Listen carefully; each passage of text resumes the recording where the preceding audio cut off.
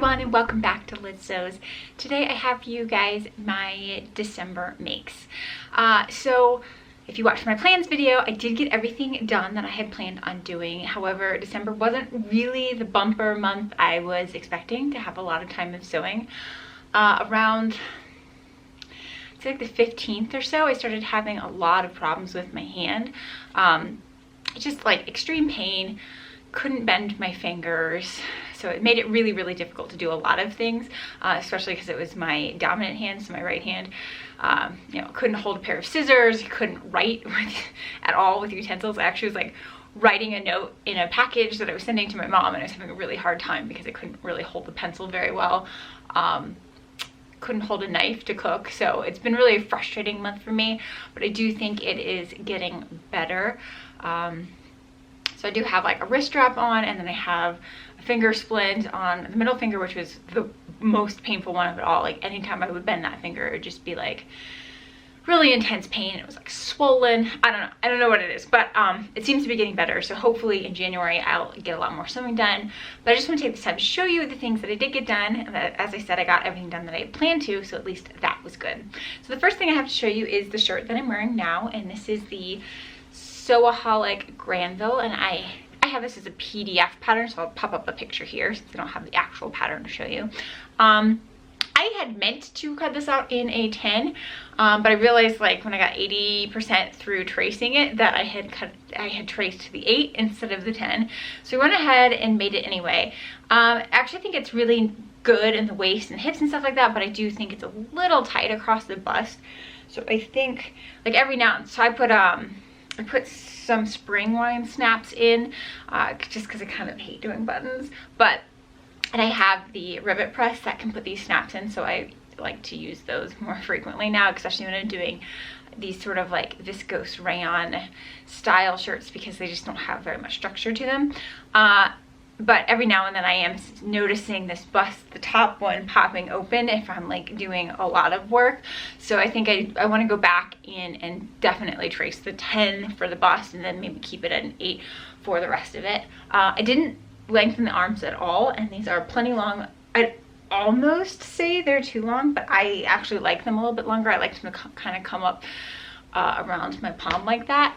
Sewaholic is really one of the only pattern companies that I found that fit me really well without any alterations. So let's see, how many patterns do I have from that? I have the Robinson coat, I have the Renfrew shirt, and I think I have the Granville. So I have 3 patterns, but I'd be interested in trying some more patterns from them in the future, just because they fit me so well as like a body type. So yeah, Sewaholic Granville, I say this is successful. I don't know that I necessarily love it in this fabric because it was a pain to sort of pattern match, but I think I did a pretty good job. So you can see across the front here, I pattern matched across the button placket, and then the back is 3 panels as well, so 2 side panels in the center, and I tried to maintain that horizontal line across there, so hopefully I did pretty well.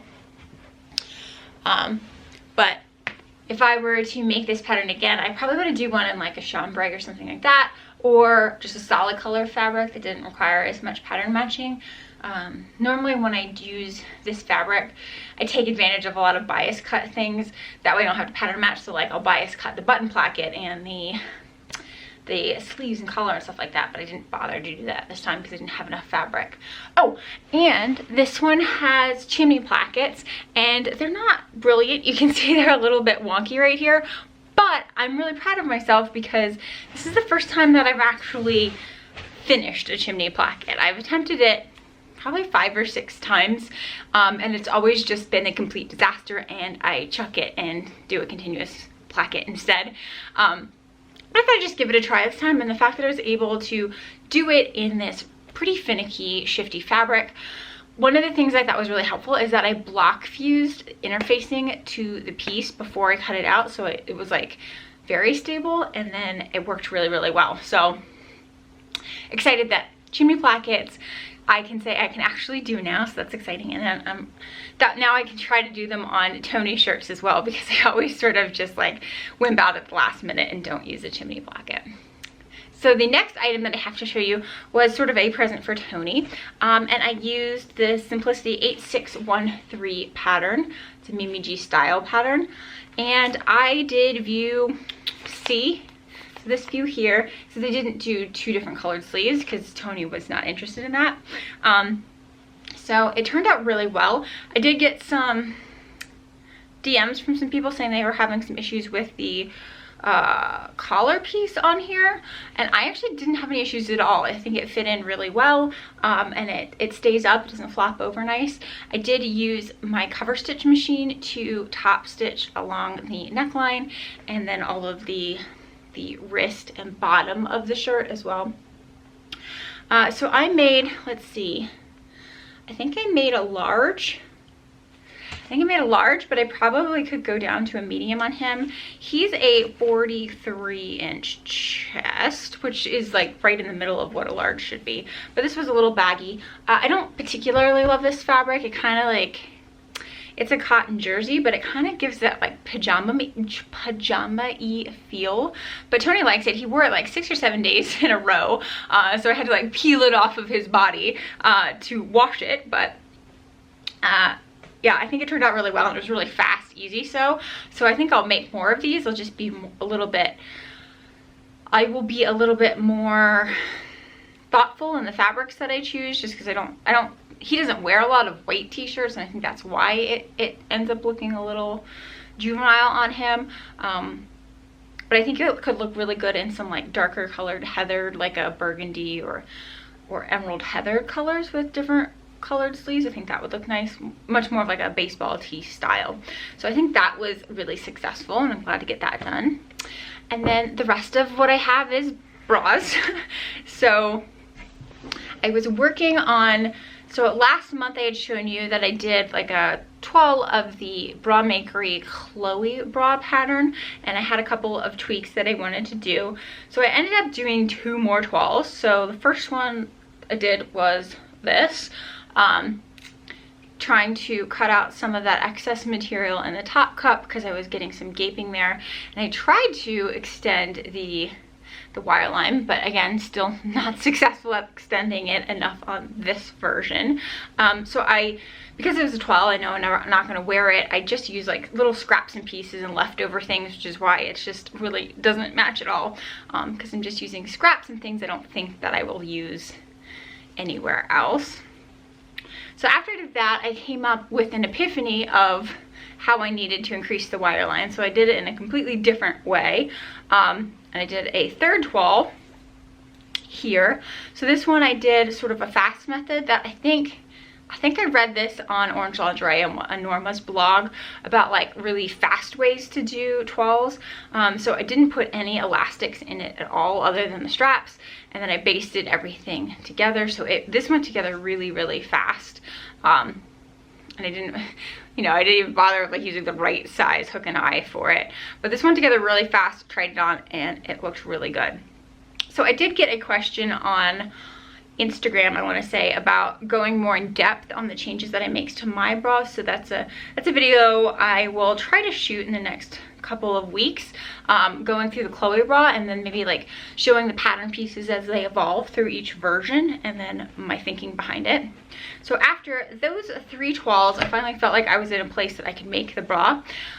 So I would say normally I do 2 toiles. Like I'll do one, I'll see the changes I need to make, I'll do another one to make sure those changes are good, and then I'm fine. So this pattern was a little bit significant in that I had to do 3 toiles to get where I wanted to be, and even at this third one I had a tiny little change that I wanted to make, but I was pretty confident that I could do it without having to do another practice version. So once I had done those 3 and I finished what I thought was a good pattern, then I went ahead and make this Chloe bra.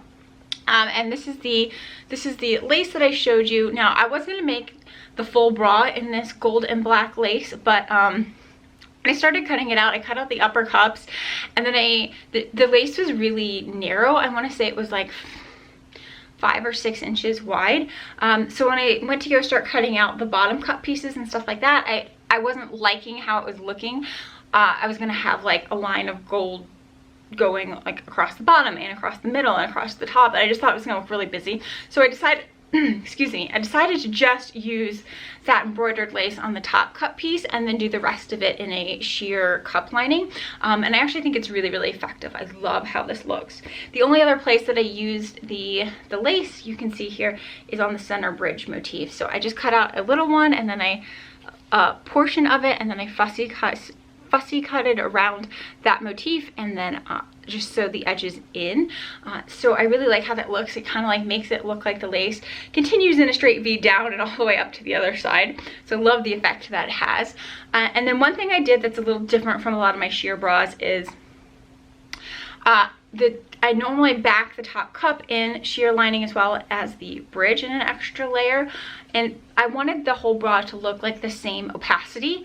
And normally when I do that, the upper cup does look slightly darker. So the way that I sort of worked around that is this time I put just nude lining in the upper cup, and this is nude lining cut on the fold, so I didn't have to finish the top of that cup.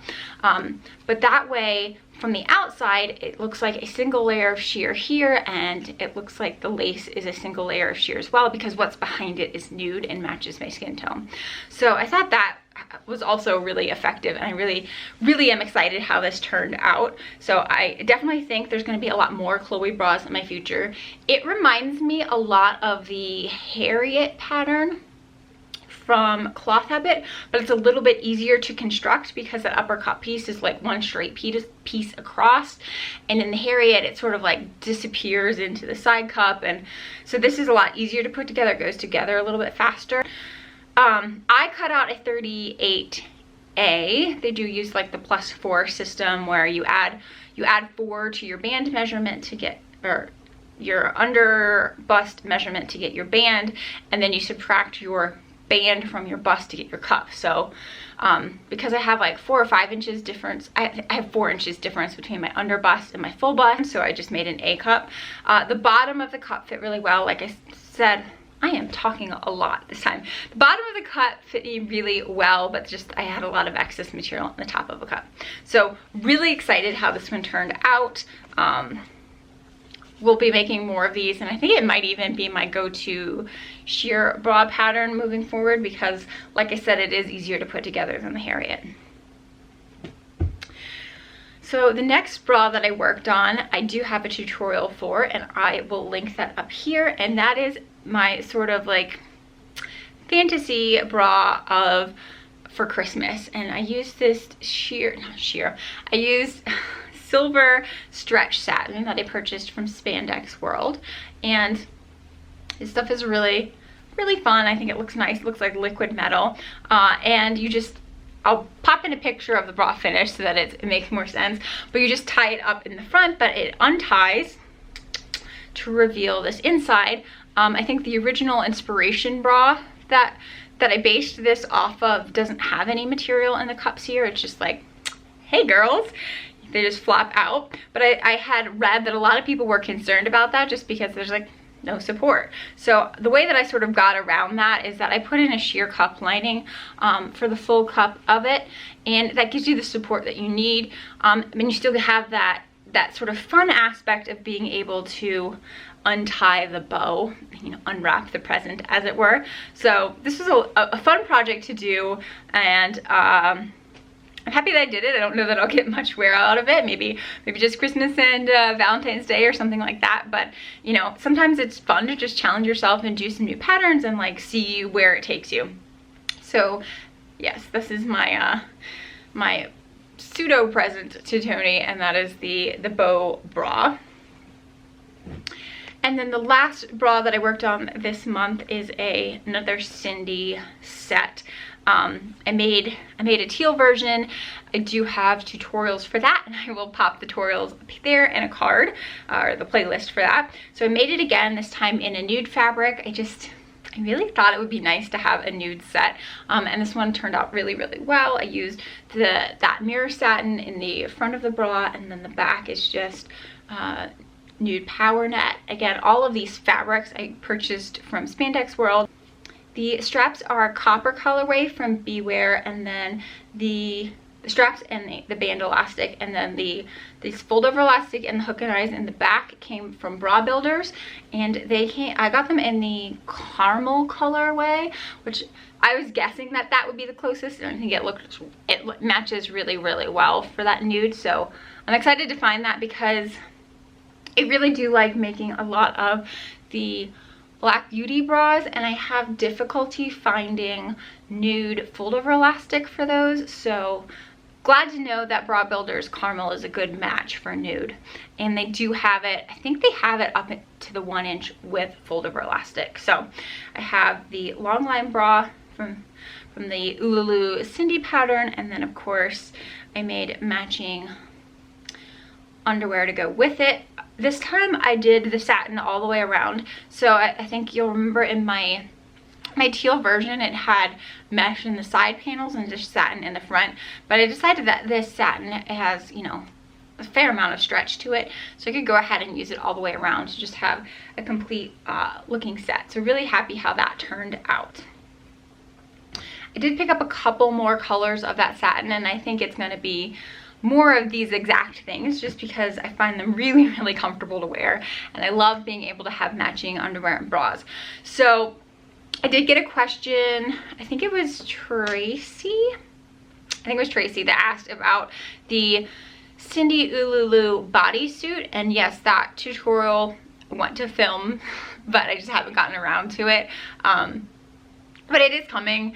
I hope you guys bear with me. You know, it's really important to me that I film and that I sew when I feel inspired to do so. I don't ever want this to become a job, because I have a job. So like, I don't want to make more jobs for myself. But yes, that tutorial is coming, and I'm just, you know, had fabric for it, and I have some ideas sort of percolating in my head. But it might not be like the next thing that I film. So I hope you guys have enjoyed everything that I've made in the month of December, and I will see you guys next time. Take care.